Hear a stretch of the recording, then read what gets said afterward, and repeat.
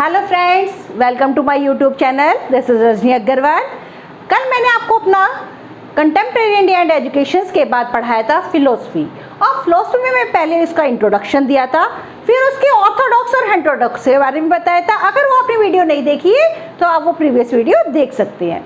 उसके बाद मैंने उसके पार्ट्स पढ़ाए थे। पार्ट्स हमारे कौन कौन से थे, जरा वो बताइए। पार्ट्स बताइए। पार्ट से हमारे कौन से?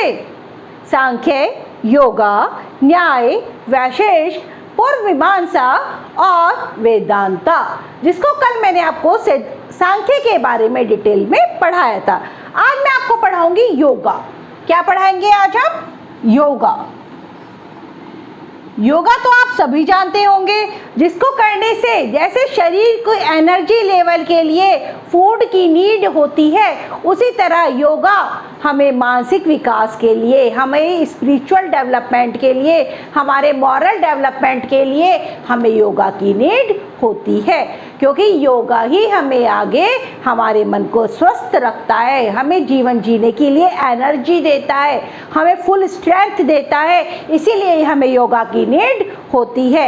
योगा को सांख्य के थ्योरेटिकल पार्ट कहा गया था और योगा को हम प्रैक्टिकल पार्ट कहते हैं, क्योंकि ये हमें खुद कर कर देखना होता है। हर इंसान की स्ट्रेंथ, उसकी जो और वीकनेस डिफरेंट होती है, इसीलिए सबका ये इंडिविजुअल वर्क होता है। आप जितना योगा करते हैं या जितना आप खाना खाते हैं, जिस तरह एक गाड़ी में एक पेट्रोल चलाने के लिए एक पेट्रोल की नीड होती है, उसी तरह शरीर को चलाने के लिए शारीरिक और मानसिक दोनों चीज़ों की ज़रूरत होती है।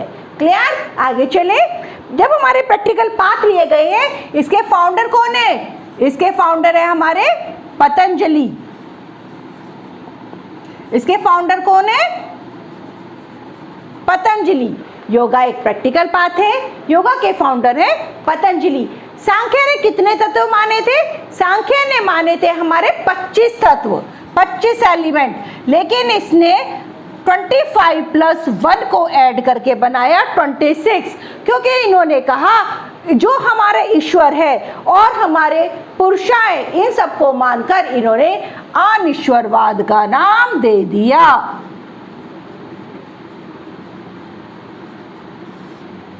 अनिश्वरवाद। अनिश्वरवाद का नाम दे दिया, क्योंकि इन्होंने कहा कि जब तक हम 25 तत्वों को मानेंगे, 25 तत्वों से आगे चलेंगे, इसीलिए इन्होंने एक 26वां तत्व ऐड किया। 26वें तत्व को ऐड करके इन्होंने ईश्वर और प्रकृति को अलग अलग माना, जिसको पुरुषा के अकॉर्डिंग इन्होंने अनिश्वरवाद का नाम दे दिया। क्लियर? स्क्रीनशॉट ले लीजिए, लेना है तो रब कर देती हूँ। रब कर दूँ? साइड हो जाती हूँ मैं।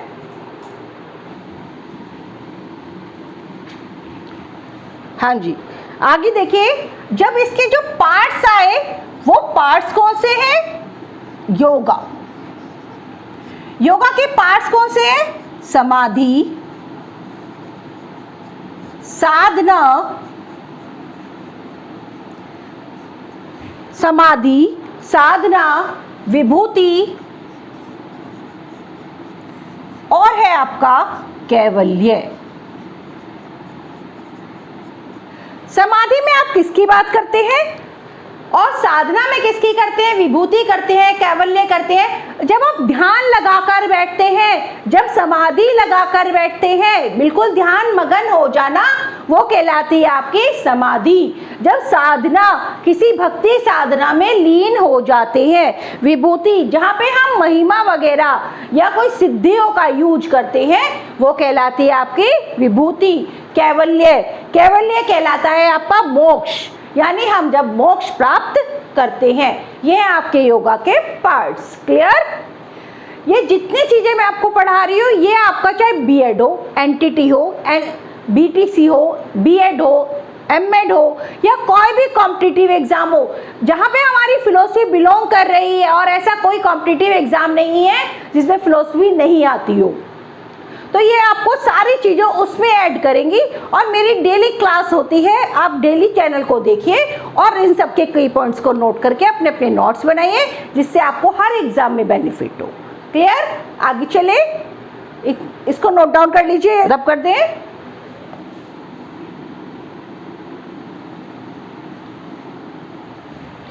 योगा का मेन वर्क क्या है? यूटिलाइज, किस चीज का यूटिलाइजेशन? Utilise your mind. जब कोई भी हम प्रैक्टिकल वर्क करते हैं तो उसमें जो यूटिलाइजेशन आता है, और वो यूटिलाइजेशन किसका होता है? माइंड का। क्लियर? अब उसके हैं हमारे ब्रांचेस।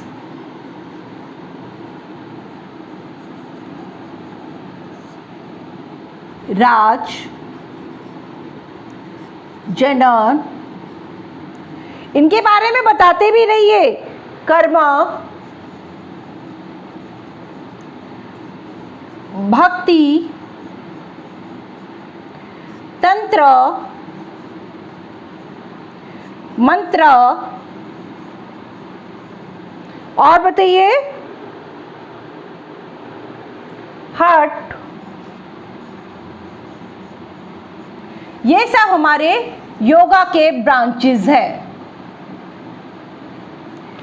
राजयोग आपने सुना होगा, आपके जन्म पत्री में राजयोग है, यानी किसका योग? भगवान जी किसकी तरह पूजे जाते थे? सर्वोपरि। तो यानी राजयोग यानी राजा महाराजा वाला योग, यानी भगवान, इसमें भगवान की आराधना की जाती थी। जनन यानी हमारा रास्ता, कि हम किस रास्ते से आगे बढ़े, वे जिसे आप कहते हैं। कर्म कि हमारे अच्छे और बुरे कर्म कौन कौन से हैं, गुड और बैड कर्म, कि कर्म करो और फल की इच्छा मत करो। भक्ति कि हम किस तरीके से भक्ति कर रहे हैं, भक्ति पर जाने का रास्ता। तंत्र जैसे तंत्र विद्या के द्वारा हमारा सिखाया जाता था। तंत्र विद्या कैसे सिखाई जाती थी? जैसे सिद्धियों के तंत्रों के द्वारा, जैसे रिद्धि सिद्धि ले लेते थे ना, बड़ी बड़ी बलियां चढ़ाते थे, उसके द्वारा, तंत्र के द्वारा योगा। फिर है मंत्र, जिसमें हम मंत्रों के द्वारा सीखते थे, जिसमें बड़े बड़े मंत्रों का उच्चारण किया जाता था। कोई 1008 वर्डों को करता था, कोई 108 का करता था, कोई लाखों वर्डों का करता था। वो सब मंत्रों के द्वारा उच्चारण के हम योग सीखते थे। हठ योग, हठ योग जहाँ पे हमारी बैलेंस किया जाता था, किसको? बॉडी को।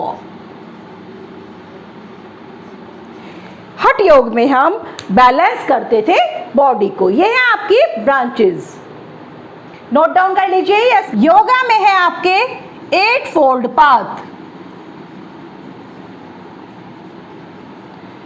8 फोल्ड पाथ कौन से हैं आपके? यम, नियम, आसन, प्राणायाम,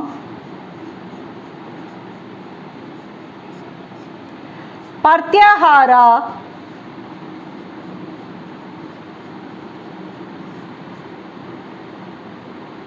धारणा,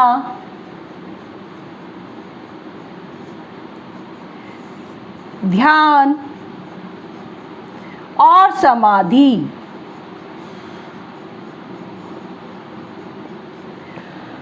8 फोल्ड पाथ है आपके, यानी 8 रास्ते। यम, नियम, आसन, प्राणायाम, प्रत्याहार, धारणा, ध्यान और समाधि। ये है आपके 8 फोल्ड पाथ।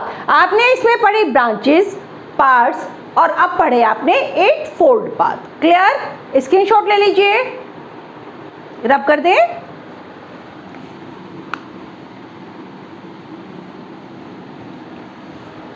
अब आगे चलते हैं। अब फिर वही चीजें हैं, इसके मेटाफिजिक्स क्या बताती है और इसकी एपिस्टेमोलॉजी क्या बताती है और इसकी एक्सियोलॉजी क्या बताती है। इन सब के बारे में आपको मुझे बताना है। तो वो सब चीजें क्या क्या है? मेटाफिजिक्स क्या है? अभी हमने पढ़ा था, जरा बताइए। मेटाफिजिक्स होती है रियलिटी, एपिस्टेमोलॉजी होती है नॉलेज, और एक्सियोलॉजी होती है आपके वैल्यूज। इसके बारे में मैंने आपको डिटेल में अपनी प्रीवियस वीडियो में बताया है, वहां से देख सकते हो। हाँ जी, मेटाफिजिक्स क्या कहती है, जरा वो बताइए। मेटाफिजिक्स कहती है यानी रियलिटी क्या है, रियलिटी के बारे में बताइए। जो है हमारी 8 फोल्ड पाथ। मेटाफिजिक्स कहती है हमें किसके बारे में पढ़ना है? 8 फोल्ड पाथ। 8 फोल्ड पाथ यानी जो भी आपको रास्ते बताए थे, कौन कौन से? यम, नियम, आसन, प्राणायाम, प्रत्याहारा, धारणा, ध्यान और समाधि। और ये सब किसके हैं?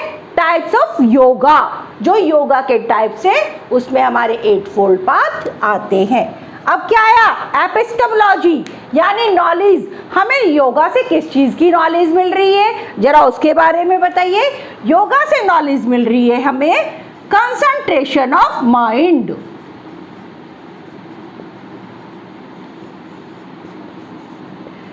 जहां पे हम अपने माइंड को कंसंट्रेट करना सीखते हैं।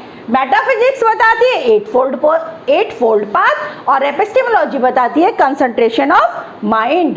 और एक्सियोलॉजी क्या बताती है? एक्सियोलॉजी बताती है हमें वैल्यूज प्लस सफरिंग। ये कहती है कि जिस तरह शारीरिक पेन होता है उसी तरह हमें मानसिक पेन भी होता है, और जब मानसिक पेन होता है वो हम किसके द्वारा दूर करते हैं? योगा के द्वारा। क्लियर?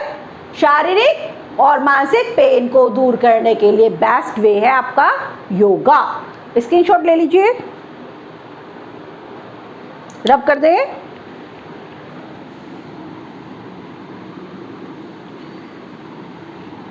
हाँ जी, अब देखिए आप, योगा में एम्स ऑफ एजुकेशन क्या है उसके बारे में बताइए।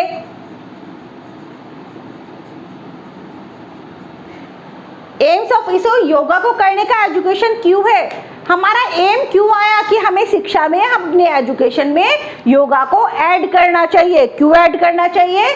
क्योंकि ये किस चीज की एबिलिटी देता है, अभी मैंने आपको बताया था, वो बताइए। कंसंट्रेशन एबिलिटी देता है।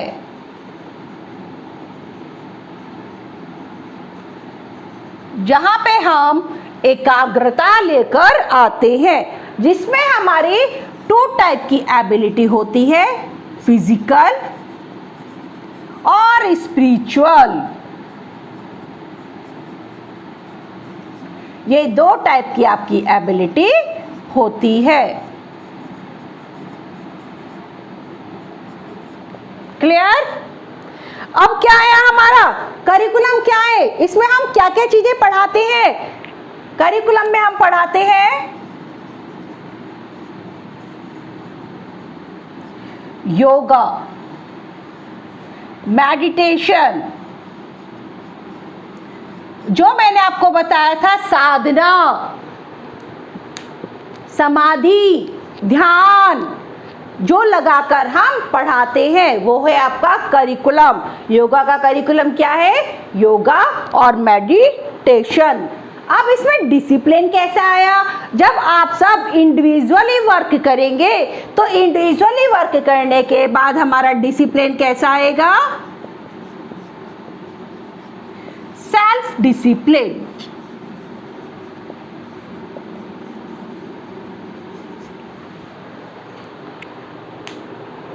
डिसिप्लिन। अब आया एक और रह गया हमारा मेथड्स। मेथड्स ऑफ टीचिंग क्या कहता है? मेथड्स ऑफ टीचिंग कहता है आपका एक्टिविटी करिए, एक्टिविटी एक्सपीरियंस लीजिए। जब आप छोटे थे तो आपकी टीचर जभी से आपको योगा कराती थी, जिसे आप पीटी टीचर के नाम से भी जानते हैं। और अब तो योगा दिवस अलग से बनाया जाता है, और योगा के इतने सारे वायरस चल रहे हैं जिसको हम अपनी सिर्फ एक्सरसाइज के थ्रू ही अपने आप को सिक्योर कर सकते हैं।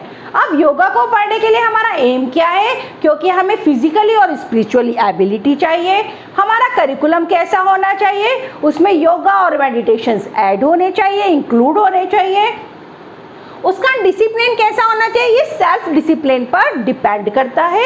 मेथड्स ऑफ टीचिंग क्या है, इसके एक्टिविटी एक्सपीरियंसेस हैं, क्योंकि ये हमें खुद कर ही सीखना होता है। ये है हमारा योगा। अब हम नेक्स्ट पढ़ेंगे, पहले जरा ये नोट डाउन कर लीजिए। अभी तक हमने दो चीजें पढ़ी, सांख्य और योगा। क्या क्या पढ़ा, सांख्य और योगा। और अब हम क्या पढ़ने जा रहे हैं, थर्ड पार्ट क्या था हमारा ऑर्थोडॉक्स का। ऑर्थोडॉक्स का थर्ड पार्ट था न्याय। क्या था, न्याय। न्याय को हमारे यहाँ किसने दिया था, न्याय को देने वाले, न्याय सूत्र को देने वाले कौन थे, न्याय सूत्र को देने वाले कौन थे, गौतम। गौतम जी ने दिया था न्याय सूत्र को। और इन्होंने क्या कहा था कि हम न्याय को कैसे देख सकते हैं, न्याय को कैसे कर सकते हैं, न्याय को कैसे देख सकते हैं जरा बताएंगे। या तो हम ऑब्जर्वेशन से करें, यानी देखकर, या इन्फेरेंस से करें, अनुमान लगाकर, और या हम उसे कैसे कर सकते हैं, believe in logical thinking,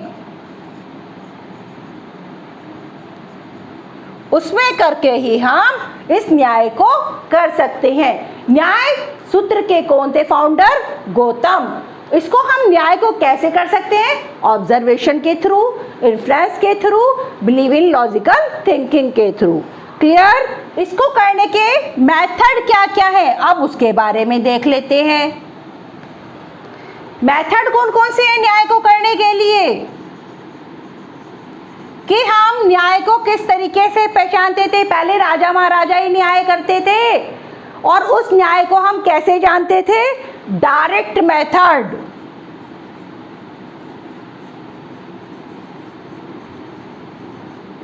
inductive method, यानी आगमन निगमन, इंडक्टिव और deductive method.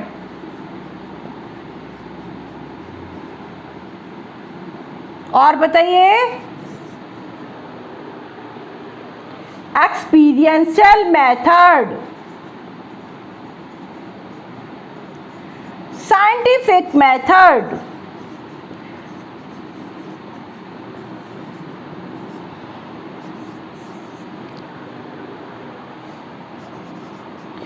Discussion method, self study method. इस सब मेथड के थ्रू ही हम जान सकते थे। डायरेक्ट मेथड क्या, यानी किसी चीज को हमने डायरेक्ट ऑब्जर्व किया और हमने उससे न्याय का पता लगाया, यानी हमारी जबान का लड़खड़ा जाना, आंखों का तालमेल ना बैठना, वो चीज है हमारी डायरेक्ट मेथड। फिर है इंडक्टिव और डिडक्टिव मेथड, यानी आगमन और निगमन, यानी हम पहले रूल से एग्जाम्पल पे जाते हैं और एग्जाम्पल से रूल पर जाते हैं, तो वो होता है हमारा आगमन और निगमन। यानी पहले हमने बहुत सारे क्वेश्चंस दिए और अपने फाइनल डिसीजन पर पहुंचे, और यह हमने फाइनल डिसीजन पहुंचे बोला और हमने कहा अब इस पे आप लोग अपने अपने आर्ग्यूमेंट दीजिए। ये हो गया आपका इंडक्टिव और डिडक्टिव। देन आपका एक्सपीरियंशियल मेथड, यानी जब हम कुछ कर कर सीखते हैं, जिसमें कॉज एंड इफेक्टिव, जिसमें कारण भी देखते हैं और उसका इफेक्ट भी देखते हैं, वो है आपका एक्सपीरियंशियल मेथड। साइंटिफिक, जिसमें कोई ना कोई हम लॉजिक लगा देते हैं, तो लॉजिक लगाने से हमारा बन जाता है वो साइंटिफिक मेथड, जिसके द्वारा हम न्याय तक पहुंच पाते हैं। फिर आपका डिस्कशन मेथड, हमने दो लोगों को बैठाया, दो लोगों की बातें ध्यान से सुनी और उसके बाद एक हम फाइनल डिसीजन पर पहुंचे, उसको कहते हैं हम डिस्कशन मेथड। देन आपका सेल्फ स्टडी मेथड, यानी हमने सबको ऑब्जर्व किया और फाइनल डिसीजन लेकर अपना सुना दिया। ये हो गया आपका सेल्फ स्टडी मेथड। ये कंप्लीट होता है आपका न्याय। अब क्या है आपका, इसे नोट डाउन कर लीजिए। नेक्स्ट पार्ट है वैशिष्ट। वैशिष्ट जिसे हम ऑर्थोडॉक्स के नेक्स्ट पार्ट के नाम से जानते हैं। फर्स्ट था हमारा सांख्य, सेकंड था हमारा योगा, फिर पढ़ा हमने न्याय, अब हम पढ़ रहे हैं वैशिष्ट। और वैशिष्ट क्या कहता है, वैशिष्ट क्या कहता है, इसके फाउंडर कौन थे, महेश कन्नड।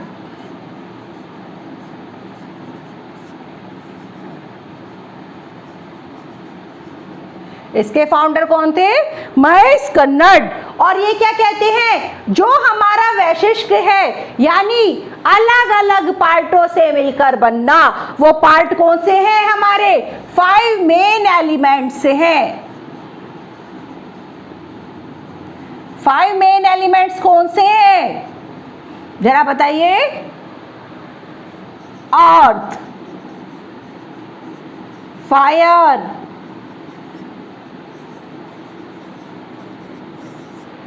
एयर,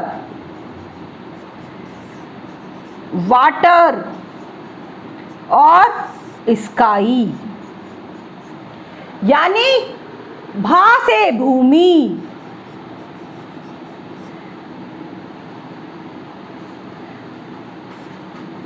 फायर से आग, और एयर से वायु, वाटर से क्या बना, नीर, और गा से गगन, और ये और ये इनसे क्या बनता है हमारा भगवान। भा से भूमि, गा से गगन, वा से वायु, ना से नीर, आ से आग, और हमारी प्रकृति को बनाने वाले थे भगवान। और इसीलिए हमारी ये 5 मेन एलिमेंट्स कहलाते हैं, अर्थ, फायर, एयर, वाटर और स्काई। इन सब से ही बनके हमारा वैशिष्ट बना है। क्लियर, नोट डाउन कर लीजिए।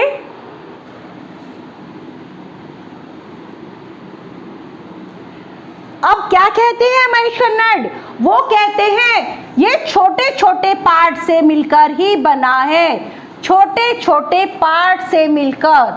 पार्ट यानी कण, कण यानी एटॉमिक, और इन सब से मिलकर ही हमारा क्या बनता है, वैशिष्ट। क्लियर। और ये भी गॉड में ही बिलीव करते हैं, बिलीव इन गॉड, क्योंकि ये ऑर्थोडॉक्स का पार्ट है। अभी ऑर्थोडॉक्स की पार्टी चल रही है। क्लियर है, आगे चले।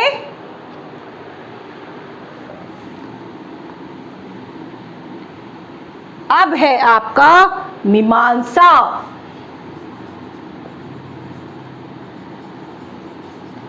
अब हम पढ़ेंगे मीमांसा। अभी तक आपने पढ़ी थी तत्व मीमांसा, ज्ञान मीमांसा और मूल्य मीमांसा, और अब आप पढ़ेंगे सिर्फ मीमांसा, जहां से सब चीजों का जन्म हुआ, ऑरिजिन हुआ। इन सब के बारे में हमने जानना सीखा। वो क्या है उसके बारे में बताइए। जहां पे हम आर्ट ऑफ रीजनिंग लेते हैं कि हमें किसके द्वारा, कौन से रीजन के द्वारा आगे बढ़ना है, उस आगे बढ़ने को हम आर्ट ऑफ रीजनिंग कहते हैं। और यहाँ मीमांसा के पास तो नॉलेज का भंडार है।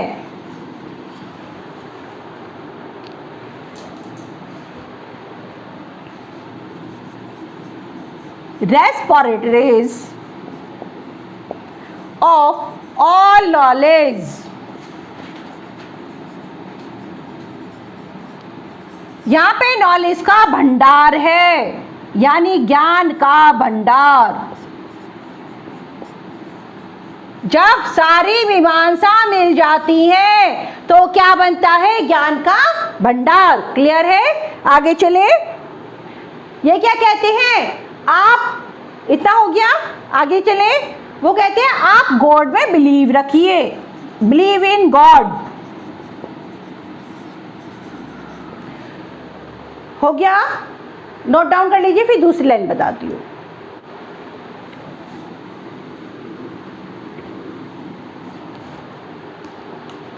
ये 3rd सेंचुरी में आया था। ये क्या कह सकते हैं, क्या कहते हैं? Not be free to the cycle of किससे? बर्थ एंड डेथ, कि आप इस साइकिल से बच नहीं सकते, जो आपकी जीवन और मृत्यु इसको साथ लेकर चलती है, कि जन्म और मृत्यु इस साइकिल से बार बार मरना, बार बार जीना, क्योंकि हम 108 योनियों में जन्म लेने के बाद ही मनुष्य का जन्म पाते हैं। इसलिए मीमांसा कहती है कि आप इस साइकिल से बच नहीं सकते। नए नए रीजंस लगाते हैं, इसीलिए आप भगवान में बिलीव रखिए। और किसमें? जिंदगी का उद्देश्य क्या होना चाहिए? Achieve to solvation. साल्वेशन यानी मोक्ष। आपको मैंने बहुत मोक्ष पढ़ाया है कंटेम्प्रेरी में, और वैदिक कालीन शिक्षा का उद्देश्य भी था मोक्ष की प्राप्ति, और मीमांसा का उद्देश्य भी है मोक्ष की प्राप्ति। और हिंदू धर्म में तो कहा भी जाता है कि जब जब हम जन्म लें, हमें एक बार ही मोक्ष की प्राप्ति हो जाए। क्लियर? इतना नोट डाउन कर लीजिए। पे आते हैं, और सबसे मेन पॉइंट क्या है आपका, जो आपके एग्जाम में बहुत बार आता है, और बहुत बार क्या आता है आपका? वेदांता। वेदांता, जरा इसके बारे में मुझे डिटेल में बताइए। वेदांता कैसे आया? वेद प्लस आंटा यानी अंत। वेदांता को बोलते हैं वेदों का अंत, और उसके बाद से ही हमारा जीवन स्टार्ट हुआ, जब से हमने वेदों के अंत के बारे में आगे चले। अब वेदों के अंत के बारे में क्या क्या है, जरा उसके बारे में मुझे अपने कमेंट्स जल्दी दीजिए। हाँ जी बताइए। वेदों का अंत वेदों से हुआ है, और जब वेदों का अंत हुआ किससे? वेदाज से। उसके बाद क्या आया हमारा? ब्रह्मा। ब्रह्मा क्या कहते हैं, जरा उसके बारे में बताइए। फिर जल्दी बताइए। ब्रह्मा कहते हैं, अब आ जाइए आप लोग रियलिटी पर।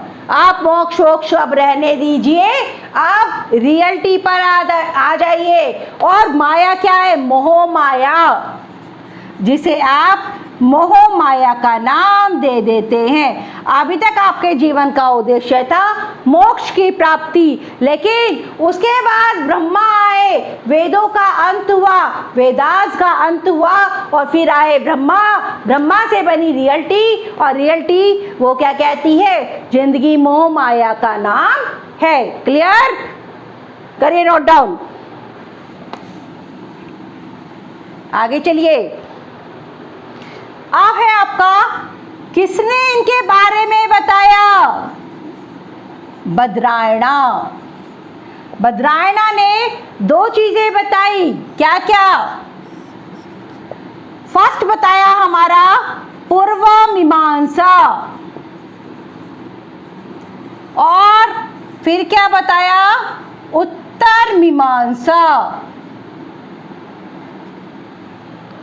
पूर्व मीमांसा और उत्तर मीमांसा, जहां पे ब्रह्मा, पूर्व मीमांसा किसके द्वारा था? ब्रह्मा। और ब्रह्मा क्या कहते थे?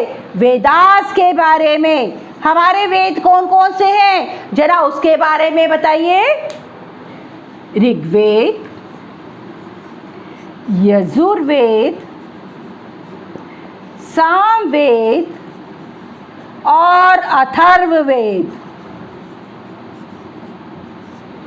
ऋग्वेद, यजुर्वेद, सामवेद और अथर्ववेद।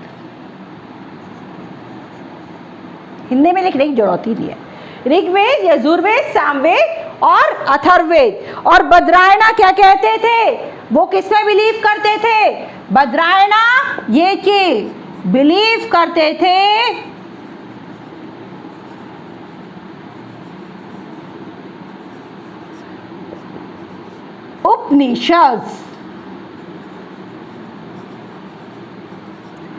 उपनिषद में बिलीव करते थे। और ये कहते थे क्या, इन्होंने इसको किसका नाम दिया, ब्रह्मा सूत्र।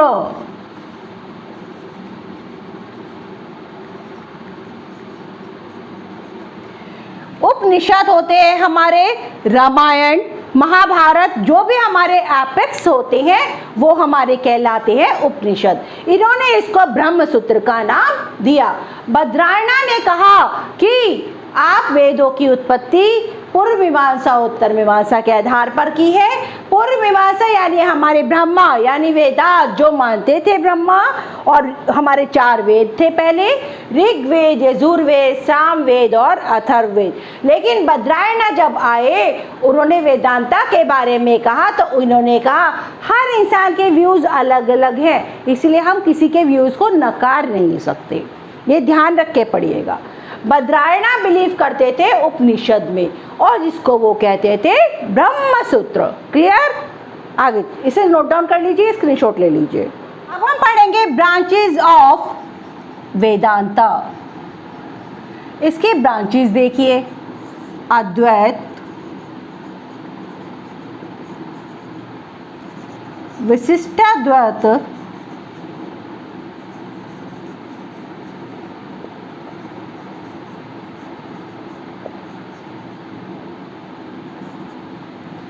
और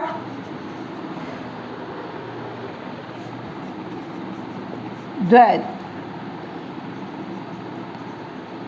अद्वैत, विशिष्ट द्वैत और द्वैत, ये है हमारे ब्रांचेस। और जब हम ब्रांचेस के बारे में चलेंगे तो इन तीनों को थोड़ा डिटेल में पढ़ेंगे, उसके बारे में जरा हम बताएंगे, जरा ये लिख लीजिए। अब हम पढ़ेंगे अद्वैत।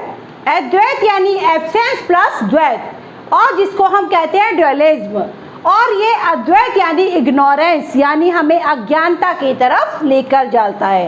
ये क्या कहते हैं, ऑल सोल आर वन, यानी सभी आत्मा एक है और सब ब्रह्मा का ही पार्ट है, ब्रह्मा ही अल्टीमेट रियल है। ब्रह्मा जो रियल को लेकर आगे चल रहा है, क्योंकि रियलिटी ब्रह्मा ने ही बनाई है। और इसके फाउंडर कौन है, आदि शंकराचार्य।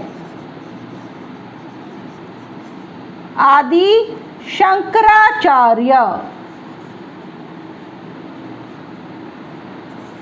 ये है अद्वैत के फाउंडर, जो अब्सेंस प्लस द्वैत ड्यूअलिज्म, अद्वैत यानी इग्नोरेंस, ये कहते हैं ऑल सोल आर वन, यानी सभी आत्मा एक हैं और ब्रह्मा का ही आइडेंटिटी है। और ये हमारी अल्टीमेट रियलिटी को लेकर चलते हैं। और इसके ये किसको फॉलो करते हैं, ये फॉलो करते हैं मोक्ष। मैंने अभी भी आपको बताया था सबके व्यूज अलग अलग है। अद्वैत में माना जाता है मोक्ष ही सब कुछ है, क्योंकि यही हमें जीवन मुक्ति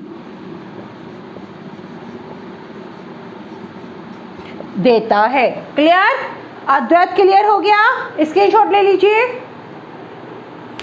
नेक्स्ट है हमारा विशिष्टाद्वैत।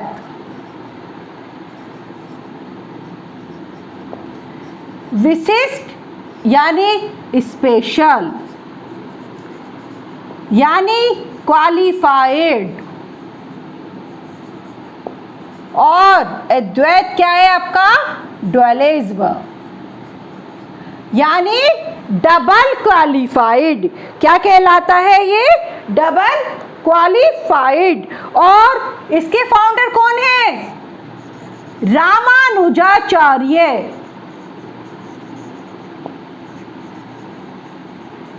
इसके फाउंडर है आपके रामानुजाचार्य। और ये क्या कहते हैं, गॉड, सोल और नेचर आर डिफरेंट, ये सब डिफरेंट है, but A part of God, लेकिन पार्ट किसके हैं? But A part not separate, लेकिन ये अलग अलग नहीं है। ये गॉड यानी भगवान, आत्मा और प्रकृति ये सब अलग अलग आपको दिख रहे हैं, लेकिन ये सेपरेट नहीं है। और इनका एम क्या है? साल्वेशन यानी मोक्ष की प्राप्ति। ये भी मोक्ष को लेकर चल रहे थे। और दूसरी बात, मोक्ष को लेकर चलने के बाद ये क्या कहते थे? भक्ति। भक्ति ही मोक्ष का साधन है। और ये कौन से भगवान की पूजा करते थे? ये भगवान जी की पूजा करते थे, विष्णु जी की। ये कहते थे विष्णु भगवान जी की भक्ति करने से ही हमें मोक्ष मिल जाएगा। क्लियर? स्क्रीनशॉट ले लीजिए। आपका आया द्वैत। द्वैत को क्या कहते हैं हम? ड्यूअलिज्म, यानी दोहरा, यानी दूसरा, यानी उसके दो पार्ट, दो पार्टों की बुद्धि इसके अंदर है। और इसको देने वाले कौन थे? Madhavacharya.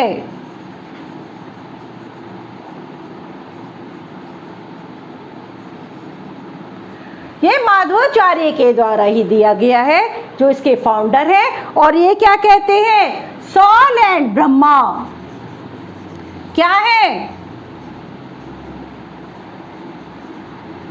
Soul and Brahma are different.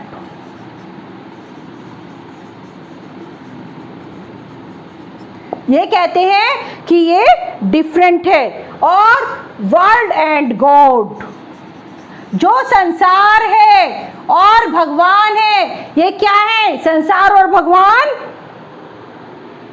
संसार और भगवान क्या है? रियल है। और ये कौन कौन से गॉड की पूजा करते थे? विष्णु जी और नारायण जी की। ये क्या कहते थे कि ये ही सुप्रीम है, सुप्रीम पावर है और क्रिएटर ऑफ गॉड है। क्रिएटर किसके? हमारे क्रिएटर किसके हैं? ये यूनिवर्स के। द्वैत माधवाचार्य के द्वारा दिया गया है, इसके फाउंडर है माधवाचार्य। ये कहते हैं soul and Brahma are different, ये दोनों डिफरेंट बताए हैं, लेकिन world and God are real. ये सब रियल है, लेकिन क्या है? जब कंप्लीटली डिफरेंट है, ये डिफरेंट भी है। रियल है लेकिन डिफरेंट एंटिटीज भी है। और ये कौन कौन से गॉड को मानते थे? विष्णु और नारायणा। और कहते थे कि यही सुप्रीम पावर है जिसको क्रिएटर ऑफ यूनिवर्स का नाम दिया गया है। स्क्रीनशॉट ले लीजिए। हाँ जी, अब से फिर से हम वही पढ़ेंगे, मेटाफिजिक्स, एपिस्टेमोलॉजी और एक्सियोलॉजी, करिकुलम, ये सब इसके बारे में आप देख लीजिए। अब क्या है हमारा? मेटाफिजिक्स। मेटाफिजिक्स यानी हमारी रियलिटी। और ये रियलिटी को क्या कहते हैं? रियलिटी क्या है इसमें? ब्रह्मा। Brahma is reality. और ब्रह्मा जी क्या कहते हैं कि ये सब रियलिटी है और world is not real. World is not real, it is all maya. ये क्या है? आपकी माया। ये कहते हैं आप अच्छे कर्म करो। और अच्छे कर्म कौन कौन से? कर्मों को हिसाब में इन्होंने 2 टाइप के कर्म दिए हैं। कौन कौन से? संचित कर्म और संचित मान कर्म। संचित यानी हमारे एक्ट ऑफ पास्ट, जो हमारे पास्ट लाइफ से बिलोंग करते थे। और ये क्या है? हमारे एक्ट ऑफ प्रेजेंस, जो हम अब क्रिएट कर रहे हैं। मेटाफिजिक्स कहती है Brahma is reality, world is not real, it is all maya. और ये संचित कर्मों के बारे में बात करती है, संचित और संचित मान, यानी एक्ट ऑफ पास्ट लाइफ और संचित मान है हमारे जो कर्म करे हैं वो हमें इस जन्म में मिल रहे हैं, और जो हम अब कर रहे हैं उनका फल हमें संचित मान होकर अगले जन्म में मिलेगा। क्लियर? इतना नोट डाउन कर लीजिए। अब आ जाती है आपकी एपिस्टेमोलॉजी, यानी इससे हमें किस किस चीजों का ज्ञान मिला। अब ज्ञान किस चीज का मिला?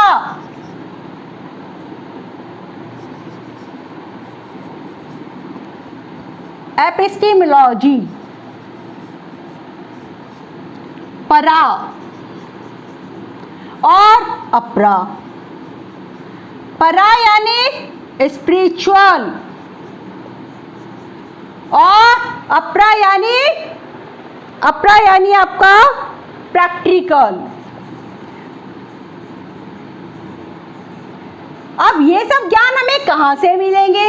ये सब ज्ञान मिलेंगे हमें श्रवण, मनन, निधि निध्यासन,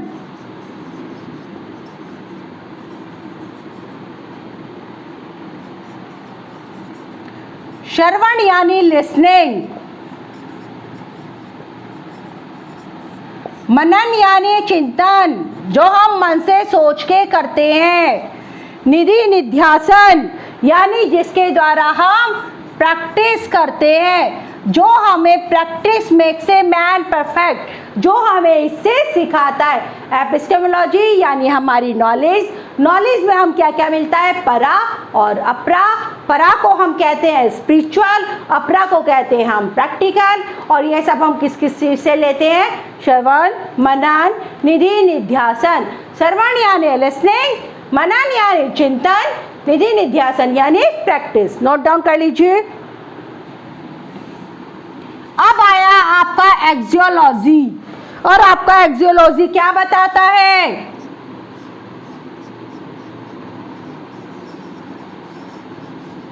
एक्सियोलॉजी कहता है यानी हमारी वैल्यूज क्या हैं, हमारे एथिक्स क्या हैं, यानी हमें लॉयल होना चाहिए, ऑनेस्ट होना चाहिए।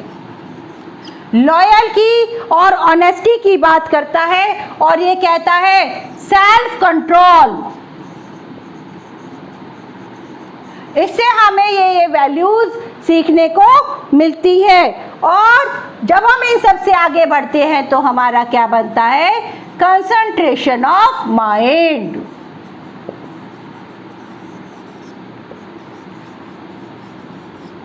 यानी माइंड को कंसंट्रेट करके आप पढ़ो, हमारी वैल्यूज में इकट्ठा करो। क्लियर? आगे चले। करिकुलम इसमें ले लेते हैं।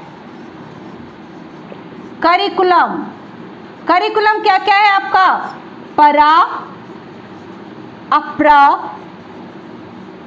परा यानी स्पिरिचुअल और अपरा यानी प्रैक्टिकल। और करिकुलम में हम अगर वोकेशनल रूप में देखें तो ये वोकेशनली आपकी कास्ट यानी वर्णों के बारे में भी बात करता है। कास्ट कौन कौन सी थी जो आपको मैंने डेवलपमेंट में पढ़ाई थी? डेवलपमेंट में क्या थी? ब्राह्मण, क्षत्रिय, वैश्य और शूद्र। उन सब के बारे में अगर वोकेशनली जाएं तो उनके बारे में भी बात करता है। क्लियर? स्क्रीनशॉट ले लीजिए।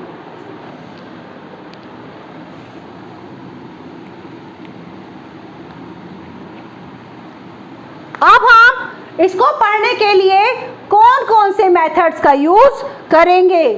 मेथड्स ऑफ टीचिंग,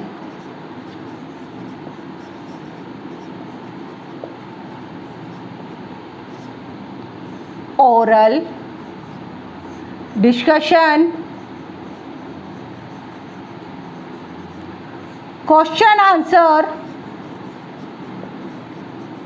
और बताइए? Oral, question, discussion, learning by insight,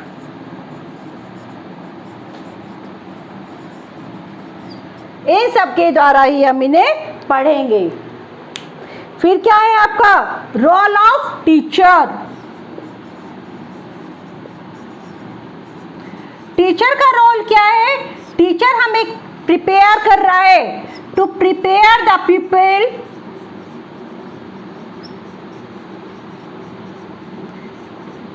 किसके लिए प्रिपेयर कर रहा है टीचर? टीचर कर रहा है हमें प्रिपेयर, बताइए जरा जल्दी से, दो पार्ट के लिए कर रहा है, प्रैक्टिकली और स्पिरिचुअली। क्लियर? नोट डाउन कर लीजिए। अब है आपका role of study.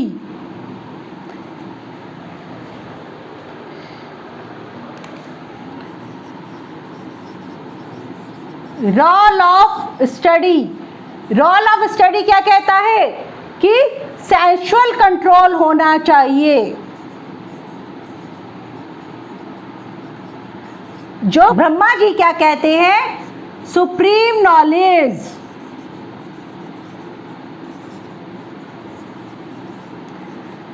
Supreme knowledge के बारे में बात करते हैं। और इसमें हमारा फिर डिसिप्लिन कैसा है? डिसिप्लिन है आपका strict.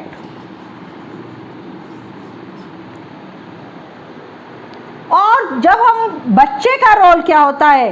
Role of student, follow the teacher.